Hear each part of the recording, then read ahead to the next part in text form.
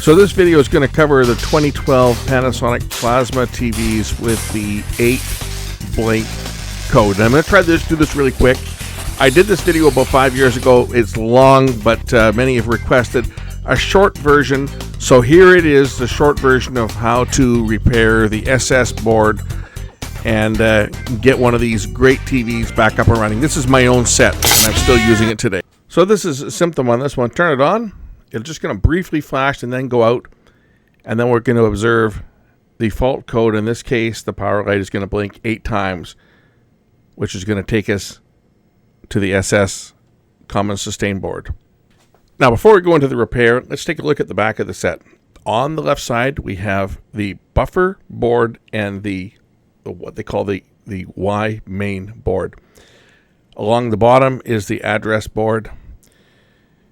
That's the small board along the bottom. In the middle is the power supply. On the right is the signal board. And that little board on the right, that is the SS, or the common mode sustain board. And that is where the fault is going to be on this. That board right there. What causes this problem is the grounding screws that they used to ground the board to the metal chassis. The grounding screws work their way loose.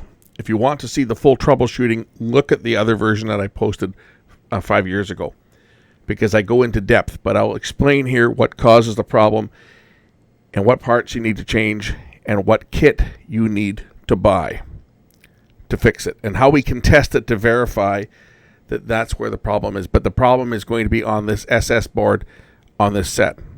So let's do some tests and then we're going to fix this. As I say, this is a short version of a much longer video that I posted 5 years ago. So if you want to see the whole version, I'll put a link in to the other video so you can watch the full version.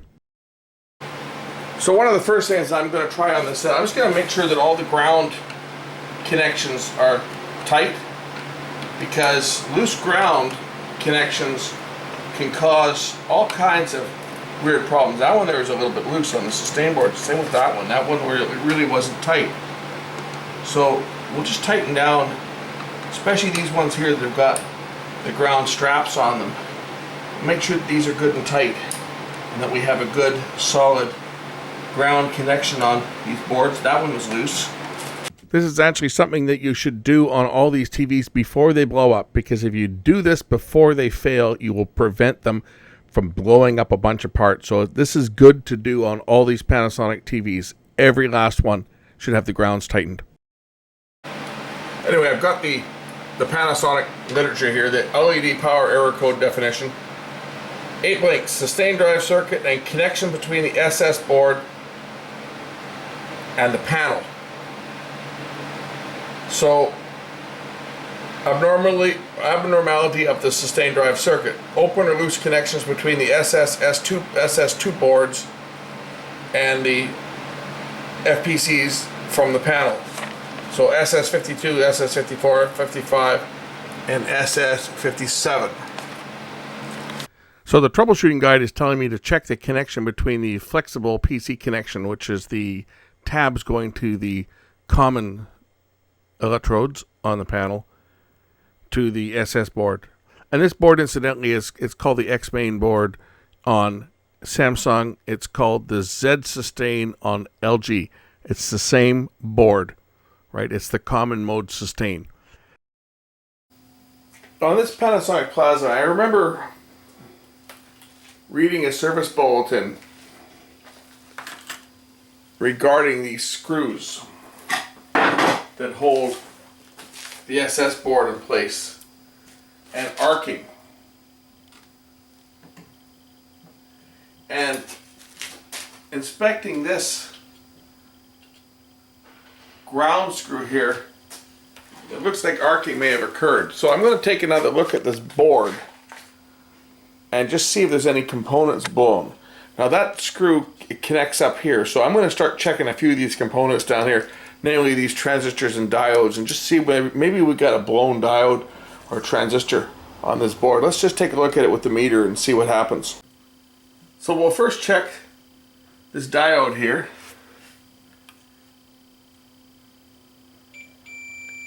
Aha! We have a shorted diode. How about this transistor over here? We have a shorted transistor. So I'm going to order a service kit for this unit. There's a service kit that covers, I think there's 4 parts that have to be replaced on this, if I'm not mistaken. From the bulletin, it's going to be, I think it's R051. Just check that and see whether it's open.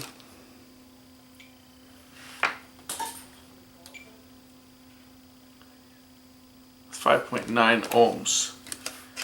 That might be okay. But I believe it's in the service kit. There was a factory service kit put out for these sets for this problem.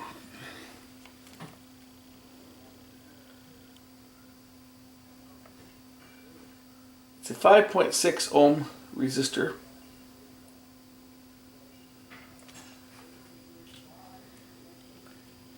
And I'm measuring pretty close to that, so that resistor is probably okay. I'm measuring 5.9 ohms. But if I measure my probes are themselves 0.1, 0.2. So 5.6, 5.7, 5.8. It's close. And I believe this IC here is also going to have to be replaced. That IC 152, as well as this transistor and this diode need to be replaced. What causes it, you can see here, this grounding screw has arced. The grounding screws come loose. That's why one of the first things I did on this set was I checked to make sure that the screws were loose or tight or not. And I tightened all the screws up. Because it's a known issue that grounding screws come loose and they can cause a problem. And in this case, they've caused a failure of this diode, this transistor, and probably blown this IC. So I'm going to change these parts. There's also a resistor down inside here that comes as part of the kit. Repair kit is TXNSS1SDUU. It contains all the parts necessary to repair the SS board on your Panasonic Plasma. In the kit, you'll find the following components. You'll find IC152, Q051, D041, and resistor R051. It also comes with a bag of screws. The reason that these failed was because of the material the original screws were made up of. You'll notice that the replacement screws also have lock washers, but the original screws were a different metal. They, I believe, were in aluminum. And the problem that happens is through repeated heating and cooling, when the set is on and off, you get expansion of dissimilar metals. And this expansion of dissimilar metals causes the screws to gradually work their way loose. And once that happens, kaboom. It's a known issue. It doesn't just affect Panasonic. I've had exactly the same thing happen on my Samsung Plasma. The screws were all loose. It actually caused a black horizontal line about 2 inches across that was creeping up the screen as I tapped it. And I got it before the set blew up. The parts come as a kit. They are clearly labeled as to which components are being changed. So let's start by changing the transistor and the resistor here. The transistor, the diode, and the resistor. So I'm going to start by unsoldering the components using my desoldering tool.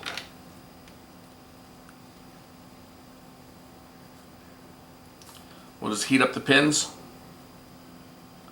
place the vacuum tool over, and activate it.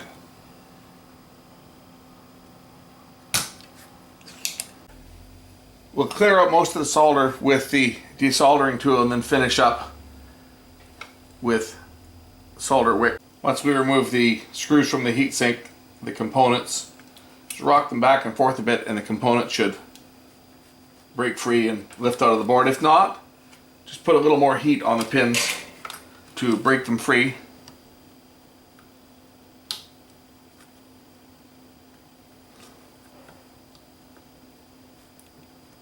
And they'll come out quite easily. So that's the transistor and the diode removed. We're now going to change our 051. Now I'm going to change this without using a hot air station. I'm going to change this by just adding some solder to the top of it to heat it up and then lifting it out with pliers. So I'm soldering, I'm applying heat to both sides of it, and then it'll actually just lift right out like that. And it's actually stuck to the end of my iron. That's how I take them out. And then we'll put a little bit of flux on the board, drop the new part in, heat it with the iron, and it'll drop back into place. And then just with I'm just going to use a small screwdriver here just to push it into place. Get it in the right, and the orientation is not important for a resistor. It's not polarity like a capacitor. As long as it's in the right place, when we put the heat on it, it should stick to the board.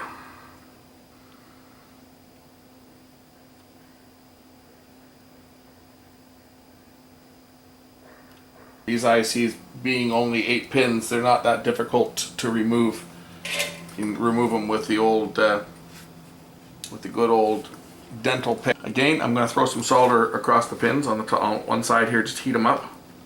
This makes removal easier, and there actually is solder you can buy called Quick Chip, which is low melt temperature, so it'll stay molten longer for larger chips. But for something like this, regular solder will do the job. Just heat this up and lift it.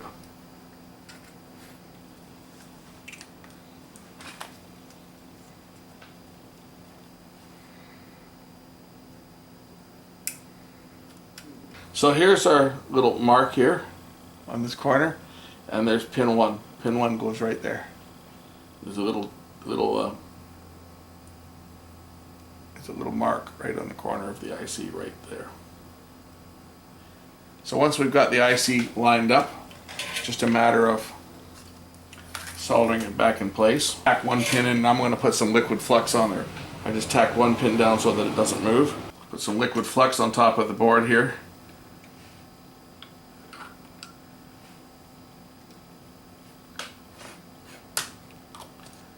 That'll ensure that the solder sticks properly, cleans the board. And then we can go ahead and resolder this IC.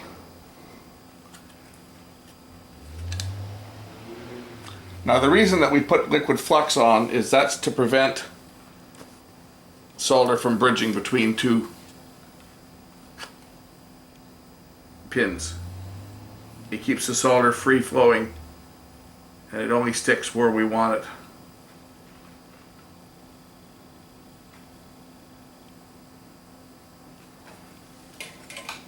After soldering, we'll clean the board with isopropanol. That way we can inspect to make sure that there's no shorts, and then proceed to install the diode and the MOSFET.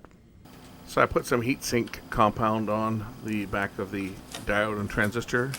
Just going to mount them to the heatsink, put the screws through them, and then resolder them down to the board.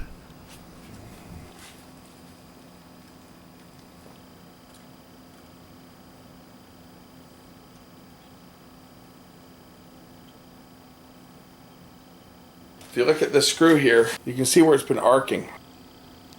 See the edge of the screw there? It's all black.